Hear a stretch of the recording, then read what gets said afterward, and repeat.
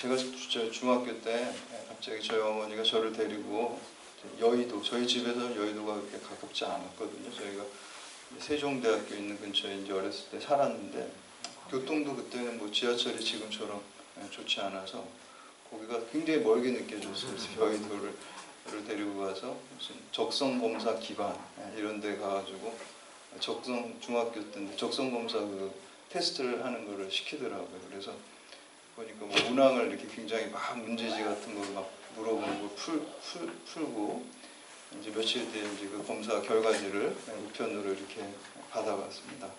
저는 굉장히 의외였고 굉장히 좀 기억에 아직도 남는 게 제가 그 1순위 직업 나중에 1순위가 경찰관이 나왔어요.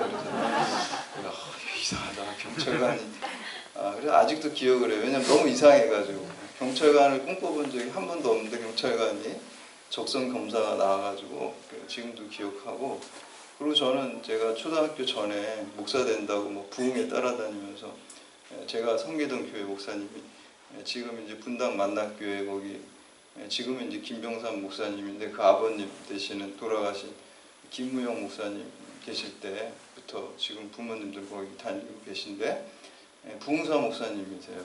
그러니까 저도 맨날 그 저희 어머니 그 교회 가실 때 저를 이제 제가 좀 어리니까 저를 데리고 다니셨어요. 그래서 그걸 영향을 받았어요.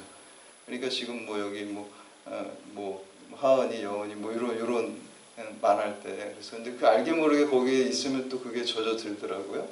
그래서 이제 그때부터 그게 멋있어 보이고 좋아 보여서 또 이제 성령께서 감동하셨겠죠 제 마음속에. 그래서 그때 입술로 난 이제 부흥사 목사 된다고 이렇게 했기 때문에 경찰관 일이라는 게 이게 이해가 안 되는 거예요. 초지일관 목사 된다고 했는데 경찰관? 야 내가 무슨 경찰관이 되냐 그러고 그렇게 하고 이제 입고 지났는데 요즘 들어서 생각해 보니까 그게 또 다 이유가 있는 것 같다는 생각이 들어요. 제가 경찰대학에 와서 목회할 줄 그때 저는 생각하지도 못했고 경찰대학이 있는지도 몰랐고 그때는 있지도 않았죠. 그래서 이제 지금 생각해 보니까 경찰대학에서 목회하려고 그때 적성검사가 1순위가 경찰관. 내가 경찰관은 아니지만 또 우리 경찰관들을 대상으로 그렇게 목회를 하게 되었구나라는 그 생각을 했습니다. 그런데 이제 제가 처음에 이제 경찰대학에 올 때는 용인에 있었어요. 용인에 있었을 때 이제 일반 목회를 하다가 이제 여기 기관 목회를 이렇게 하나님의 섭리로 이렇게 인도되었다라고 믿는데요. 이제 오다 보니까 좀 낯설어요. 이렇게 낯설고 경찰대학이라는데 한 번도 가보지도 않았고 기대도 있지만 약간 좀 두려워하는 염려도 좀 있게 되죠. 새로운 곳에 가게 되면 낯선 환경에 또 가게 되니까 또 일반 목회에서 또 떨어지는 데 대한 또 두려움도 조금은 있었어요. 그래서 이제 기도를 하는데 그 두려움이 싹 없어지게 된 게 경찰대학에 딱 정문에 들어서자마자 그게 없어졌어요. 그 이유가 뭐냐면요. 그 용인에 들어가면 경찰대 정문을 들어가자마자 제일 처음에 엄청나게 그게 소나무인가요? 굉장히 비싸 보이는 멋있는 나무, 큰 나무가 있고 거기에 돌 비석이 딱 있는데요. 그렇게 써 있어요. 보면은 젊은 그대의 정의가 강물처럼 흐르게 하리라. 이게 아모스 5장 24절 말씀. 젊은 그대는 없지만 정의가 강물처럼 흐르게 하리라는 거는 성경 말씀이거든요. 그래서 저는 굉장히 놀랐어요. 아니 국립대학 여기서 무슨 기독교 사립대학도 아닌데 국립대학에 성경 구절 말씀이 그냥 들어가자마자 딱 써있고 거기가 사실은 포토전이에요. 우리 졸업생들 졸업할 때 보니까 그 앞에서 막 사진 많이 찍더라고요. 그만큼 이렇게 인상적인 자리인데 그래서 그 성경 말씀이 탁 제 마음속에 싹 들어오면서 걱정과 두려움이 싹 사라졌어요. 그러니까 말씀의 능력입니다. 그래서 말씀이 들어오니까 기쁨과 기대로 그 염려가 다 바뀌어져 있는 체험을 했습니다. 그래서 이제 우리 경찰대학이 아산으로 이제 이전한다 그랬을 때 제가 무슨 기도를 했냐면 그 소나무하고 그 성경 구절이 여기도 있었으면 좋겠다. 그래서 기도를 열심히 했는데 예스응답은 안 됐어요. 근데 혹시 모르죠. 나중에 또 이게 될지도. 그러니까 기도라는 게 제가 보니까 예스응답이 바로 될 때도 있고 또 어쩔 때는 한참 지나서 이상한 방법으로 또 저도 잊어버렸는데 되기도 하더라고요. 근데 그래서 그 구절이 여기 있길 바랬는데 없더라고요. 그래서 제일 처음에 여기 와가지고 제가 했던 게 그게 혹시 어디 있나 그거 찾아보려고 학교를 막 돌아다니다 보니까 본관 뒤에 그 비석이 이렇게 세워져 있더라고요. 그래서 그 말씀을 통해서 제가 이제 새롭게 됐고요. 그리고 또 한 가지는 경찰대학이 우리 여기 여러분 이 상징탑이 있잖아요. 상징탑이 이 독수리를 상징한다 그러더라고요. 독수리가 이렇게 비상하는 그걸 상징하는 독수리는요. 우리 성경책에 보면은 이사야 40장 31절에 뭐라고 나오냐면 오직 여호와를 앙망하는 자는 새 힘을 얻으리니 독수리가 날개침에 올라감 같을 것이요 라고 이렇게 나오고 있습니다. 우리 성경에 보면은 독수리는 항상 이 신앙으로 비상하는 것을 상징을 합니다. 그래서 이제 연세대학교에서도 보면은 이 독수리가 상징이거든요. 그 학교에. 그래서 그 독수리상이 이렇게 쫙 있어요. 제가 보니까 백석대학교에도 그게 있더라고요. 거기도 기독교 대학이잖아요. 그래서 여기 천안에는 잘 모르겠는데 서울에 이제 방배역 바로 옆에 또 이제 대학원과 그 백석대학교 또 그 뭐 예술대학인가요? 그런 게 또 거기 있거든요. 그래서 거기는 제가 이렇게 지나다 보면 거기 독수리 이렇게 있고 또 성경 구절이 연세대학교에도 있고 또 백석대학교에도 보니까 진리가 너희를 자유케 하리라. 그게 이제 교훈으로 있더라고요. 그래서 오늘 우리가 함께 읽은 그 말씀입니다. 우리가 함께 읽은 말씀이 진리가 너희를 자유케 하리라. 우리 32절 말씀입니다. 이게 그 대표적인 어떤 기독교적인 말씀이고요. 우리가 참된 진리와 또 참된 자유, 참된 진리 안에 거울 때 우리에게 참된 자유가 주어진다는 이 말씀 통해서 우리가 진리를 알고 참된 자유, 또 영원한 자유 여러분 누리시는 여러분들 다 되시기를 주님의 이름으로 축원합니다.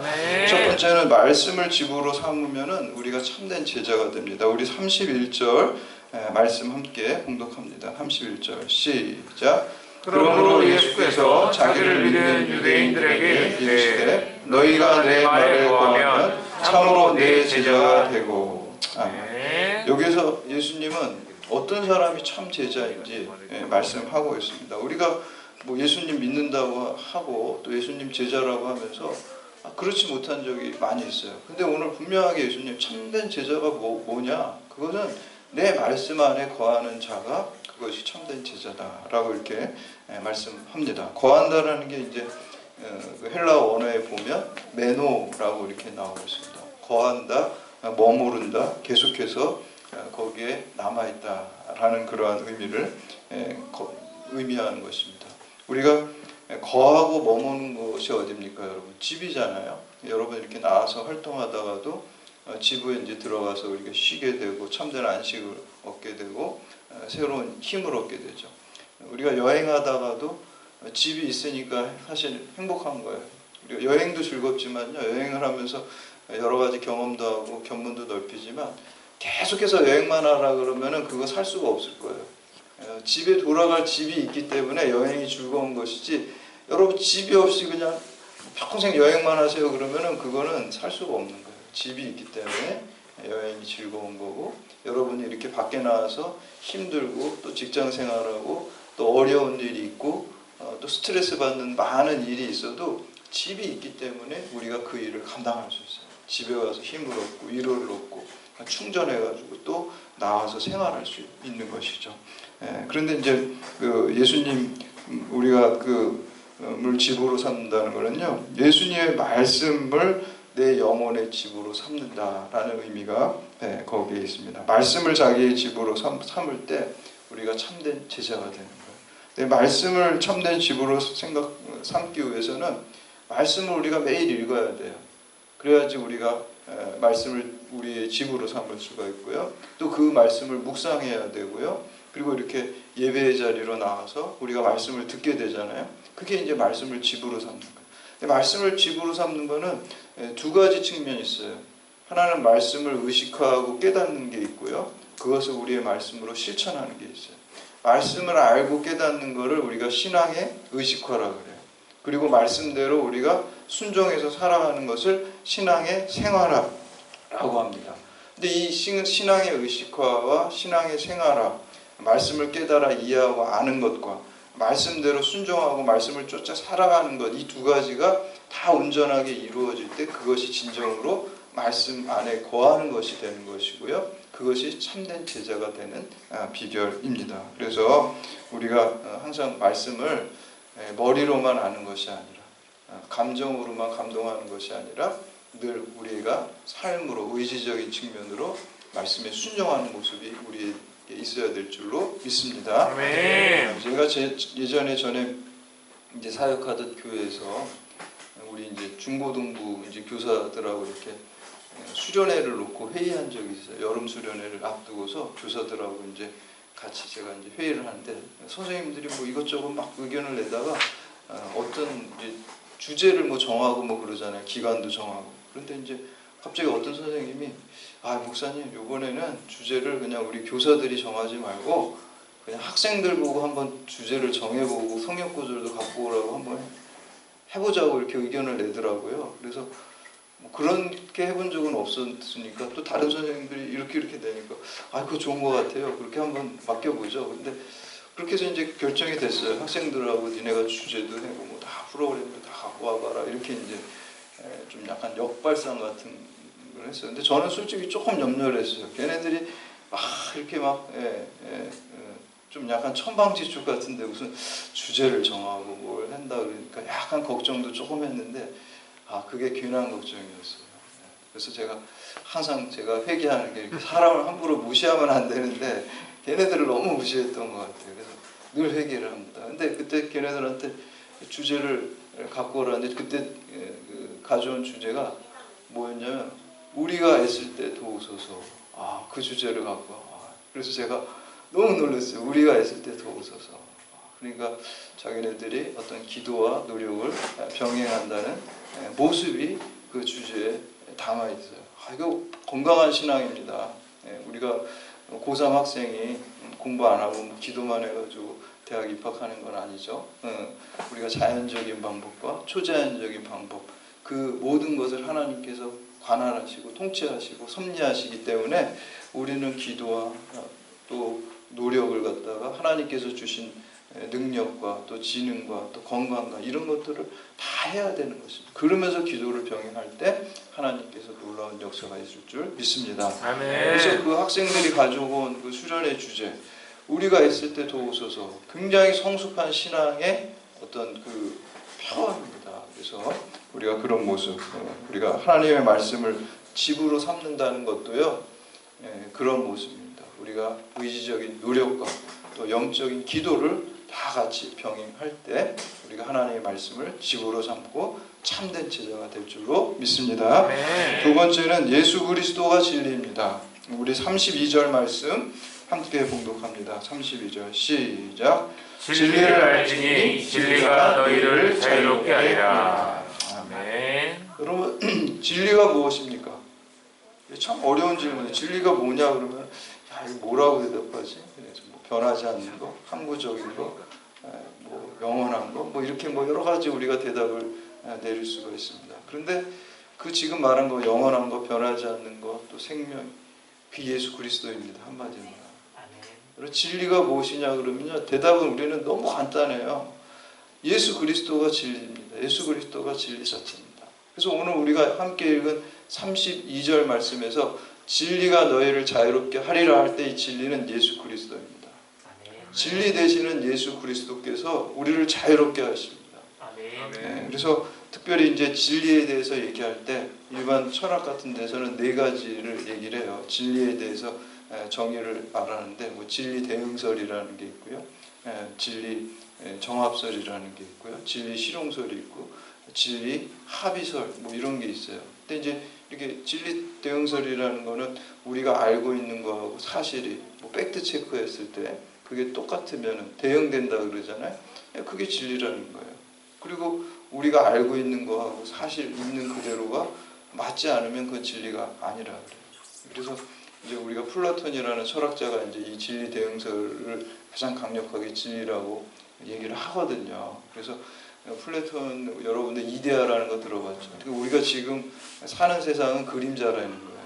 그리고 원래 진짜 세상은 저 이데아의 세상에 있다는 것이죠. 근데 우리 영혼, 우리 인간이라는 건 영혼과 이 육체가 결합된 게 인간이라 하는데 여러분 우리가 태어날 때 이데아의 세상에 있는 우리 영혼이 그리고 우리 인간의 육체에 들어와 가지고 우리가 인간의 지금 현재 인간으로 이렇게 태어난다라고 이제 얘기를 해요. 근데 그 영혼이 이데아에 있는 세상에 있는 영혼이 이 세상으로 이렇게 올 때 뭐 어디를 건너오는데 그게 어떤 강을 건너와요.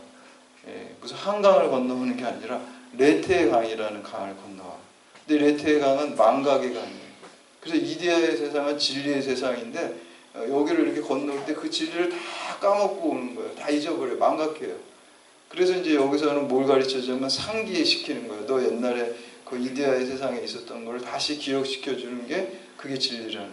그래서 이제 그리스어에서 참 재밌는 게 진리라는 게 알레테이아라는 단어예요. 그리스어 말로 알레테이아 이렇게 얘기하는 게 그게 레테의 강을 아라는 게 없앤다는 거예요. 낫이라는 것이잖아요. 그러니까 레테의 강은 망각의 강인데 레테의 강을 이렇게 없애버리면 이데아의 그 세상이 쫙 보여지잖아요. 그게 진리라는 거예요. 그래서 이 우리가 아는 것과 원래 그대로 있는 세계가 일치하는 것을 진리라고 이렇게 얘기해요.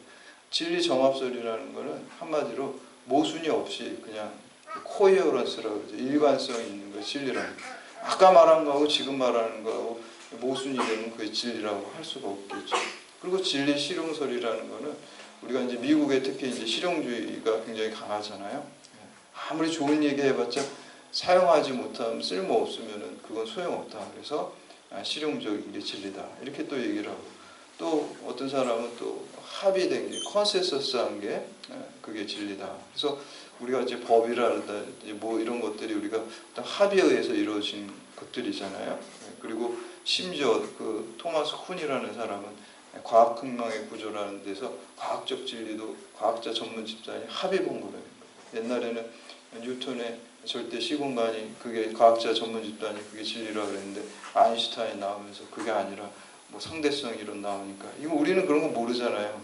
과학자 전문가들이 그냥 자기네들끼리 그냥 합의하니까 우리가 그게 진리인가 보다 이렇게 아는 것처럼 그런 합의가 진리다 이렇게 얘기합니다. 근데 여러분 이런 진리론 몰라도 돼요. 사실은 진짜 제일 중요한 건 뭐냐면요, 생명이 가장 중요합니다. 생명이 제일 중요한 거예요. 생명이 없으면 다 소용이 없어요. 어떠한 지식도 소용이 없고요, 어떠한 권력도 소용이 없고요, 어떠한 물질도 소용이 없다는 거예요. 생명이 있은 다음에 모든 것이 있기 때문에 가장 본질적인 거는 생명이에요. 근데 그것도 그냥 생명이 아니라 생명이 있다가 죽는 생명이 아니라 영원한 생명이 우리에게 있어야 될 줄로 믿습니다. 아멘. 그게 진리입니다. 영원한 생명이 예수 그리스도예요. 그래서 우리의 생명이 진리고 영원한 생명이 우리에게 진리고 예수 그리스도가 바로 영원한 생명이고, 그래서 예수님께서 스스로 뭐라고 계시를 하셨어요. 예수님께 나는 길이요 진리요 생명이다 그랬어요. 그래서 우리가 길 대신 예수님, 또 진리 대신 예수님, 생명이신 예수님을 붙들어야 될 줄로 믿습니다. 세 번째는 진리가 우리를 죄와 죽음으로부터 자유롭게 합니다. 우리 33절에서 36절까지 말씀 함께 봉독합니다. 시작. 그들이 대답하되 우리가 아브라함의 자손이라 남의 종이 된 적이 없거늘 어찌하여 우리가 자유롭게 되리라 하느냐. 예수께서 대답하시되 진실로 진실로 너희에게 이르노니 죄를 범하는 자마다 죄의 종이라. 종은 영원히 집에 거하지 못하되 아들은 영원히 거하나니 그러므로 아들이 너희를 자유롭게 하면 너희가 참으로 자유로우리라. 아멘. 예수님께서 진리가 너희를 자유롭게 하리라 라고 이렇게 말씀하시니까 유대인들은 우리가 아브라함의 자손이고 뭐 종도 아닌데 무슨 자유롭게 하냐, 자유인이 됐냐, 우리는 이미 자유인인데 뭐 이렇게 대답을 합니다. 그러니까 이게 얘기가 예수님은 영적인 얘기를 하는데 이 사람들은 육적인 것으로 받아들이고 있는 것을 볼 수가 있습니다. 종이라는 것은 이제 주인의 말을 따릅니다. 그리고 죄를 따라 사는 사람은 죄의 종입니다. 돈의 노예가 된다 그러죠. 돈이 주인이 되는 게 아니라 우리가 돈 물질을 갖다가 너무 추구하고 정신과 마음을 거기에 다 뺏기면은 거기에 노예가 되는 거예요.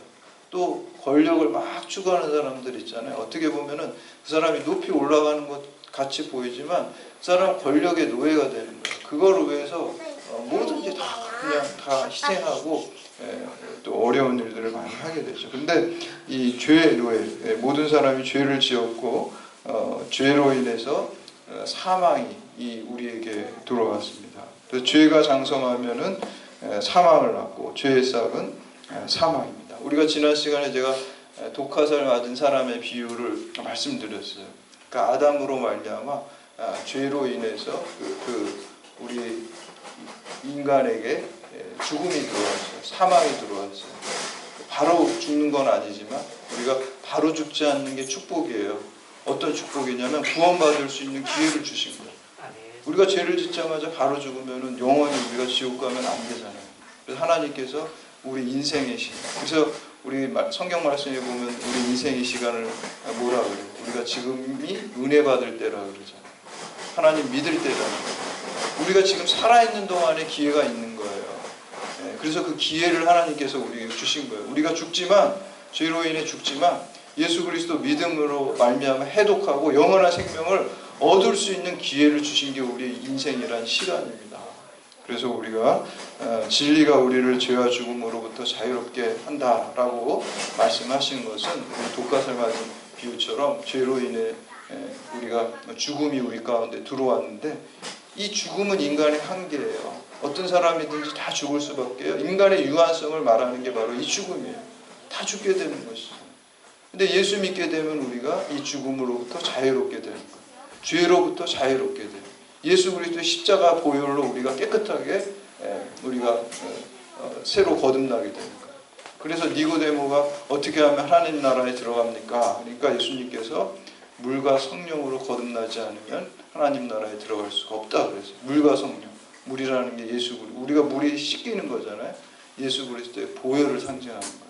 예수 그리스도의 보혈로 인해서 우리의 죄가 씻기시고 또 우리가 성령을 인도하심을 받을 때 우리가 하나님 나라에 들어가게 될 줄로 믿습니다. 그리고 예수님께서 진리 되시는, 진리 자체 되시는 예수 그리스도를 믿을 때 우리가 죄와 사망으로부터 자유롭게 됩니다. 죽음으로부터 자유롭다는 것이 가장 큰 축복이고 그게 영원한 진리가 되는 것입니다. 요즘에 이제 코로나 때문에 우리가 잘 가족들도 못 만나고 그러잖아요. 그래서 이번에 설 이제 명절 때도 저희 어머니가 코로나 그런 것도 조심스러워서 그냥 안 왔으면 하시더라고요. 그래서 그냥 안 가고 전화로만 이렇게 하고 그랬어요. 그러니까 잘 보지도 못하고 우리가 그러잖아요, 가족들이. 근데 이제 부모님들도 이렇게 연락하시고 그러면 언젠가 이제 하나님 나라에 돌아가시게 되는 거잖아요. 그리고 여러분 배우자나 또 자녀나 다 우리가 언젠가는 죽게 되면 이별하게 돼요. 다 늙고 병들고 죽게 돼요. 근데 그게 끝이라 그러면 여러분 너무 기가 막히고 슬프지 않나요? 여러분 사랑하는 사람들, 여러분 부모님 이제 죽고 이제 안 계시고 이별하게 되고, 여러분 배우자도, 여러분 남편, 여러분 아내도 언젠가 죽게 되면은 헤어지게 되고 너무 슬픈 일이잖아요. 근데 우리에게는 예수 그리스도로 말미암아 죽음으로부터 자유로운 소망이 있는 줄 믿으시기를 바랍니다. 아멘. 그래서 우리에게 소망이 있어요. 죽음도 우리를 가두지 못하는 거예요. 죽음으로부터도 우리가 자유롭게 되는 거예요. 그게 진리 되시는 예수 그리스도를 믿을 때 그렇게 되는 것입니다. 1980년 3월에 프랑스 파리의 한 병원에요. 당시에 유명한 지성인이 거기에 병원에 이제 폐수종이라는 거를 걸려가지고 병원에 들어왔어요. 근데 이 사람이 얼마 못 살게 돼 있어요. 근데 그 사람이 굉장히 지성인인데 또 그리고 대학 교수도 하고 뭐 이런 사람인데 막 한 달 동안 정말 말할 수 없는 막 뭐라 그럴까요? 좀 추한 모습을 막 보여주고 막 간호사한테 뭐 던지고 뭐 아주 안 좋은 막 거친 말을 막 하고 아주 그냥 인간의 안 좋은 모습을 다 보여주다 한 달 만에 죽었어요. 그 사람이 사르트르라는 사람. 굉장히 프랑스의 지성이고 다 존경받는 그런 사람인데 죽음 앞에서 그렇게 추한 모습을 보여주다가 죽었다는 거예요. 그래서 사람들이 너무 화제가 됐어요. 그게. 왜냐하면 그 사람이 살아있을 때는 막 멋있는 철학을 얘기하고 뭐 죽음으로부터 자유를 얘기하고, 근데 그 자유가 진짜 자유가 아니었던 거예요. 그 자유가 진짜 자유가, 죽음 앞에서 자유를 얘기했지만 진짜 자유가 아니었습니다. 그 무신론자거든요. 그러니까 죽음 이후의 세계를 준비하지 못했어요. 그래서 사람들이 야, 저렇게 자유를 부르짖는 사람이 왜 왜 죽음 앞에서 저렇게 자유롭지 못하고 이렇게 추한 모습을 보이고 죽었을까라고 이제 의문을 제기하는데 한 기자가 이런 글을 썼어요. 사르트르의 마지막이 그렇게도 비참했던 이유는 사르트에게는 돌아갈 고향이 없었기 때문입니다. 저는 이게 정답이라고 생각해요. 우리 고향, 하나님 나라를 우리가 돌아가는 거죠. 우리 고향이 있으면은, 우리 집이 있으면은, 우리 여기 잠깐 여행하다가 집에 갈 때, 또 여행할 때도 즐겁지만 또 불편한 거 많잖아요. 여행하면은 또 집에 간다 그러면 또 좋더라고요. 저는 집에 가면 또 좋은 게 있어요. 우리가 여기서 이렇게 인생의 여행을 잘 마치고 이제 집으로 아버지 고향으로 돌아갈 때 얼마나 그 기쁘고 즐겁습니까? 여러분 성경에 보면요, 우리 제자들, 예수님의 제자들이 순교할 때 슬퍼한 사람이 없었어요. 그 고통스러운 죽음을 갖다가요, 보통 사람들은 죽으면 너무 두렵고 떨리는데 기쁨으로 찬송가 부르면서 그 순교의 길로 갔다는 거예요. 우리가 지금 함께 우리가 나누고 있는 요한복음의 저자, 이 요한계시록도 이 사도 요한도 순교하지는 않았어요. 이 사람 유일하게 순교하지 않은 사람이. 근데 이 사람의 소원이 뭐였냐면, 저도 좀 순교하게 해주세요. 제 소원입니다. 저도 좀 다른 제자들처럼 순교 좀 하게 해주세요.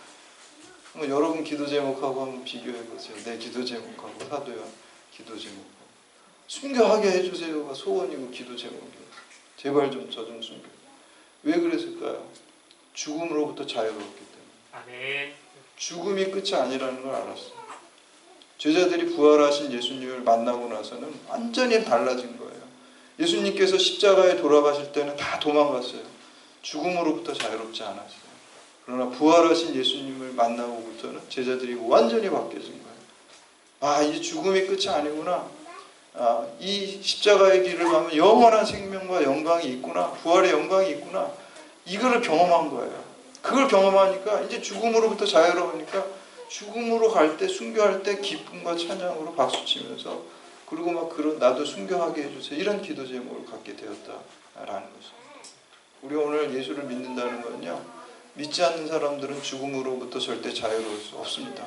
그 사람이 아무리 높은 사람이라고 할지라도, 그 사람이 아무리 돈이 많은 사람이라 할지라도, 그 사람이 아무리 학식이 높은 사람이라고 할지라도 예수 그리스도 없이는, 진리 되시는 예수 그리스도 없이는 죽음으로부터 자유로울 수가 없습니다. 반면에 이 당시에 그 보네포 목사님, 그 사르트르랑 동시대 사람인데, 이 목사님은 이제 나치 시대 히틀러의 항거하에서 싸우던 사람이에요. 싸우면서 이제 뭐 잡혀갔죠.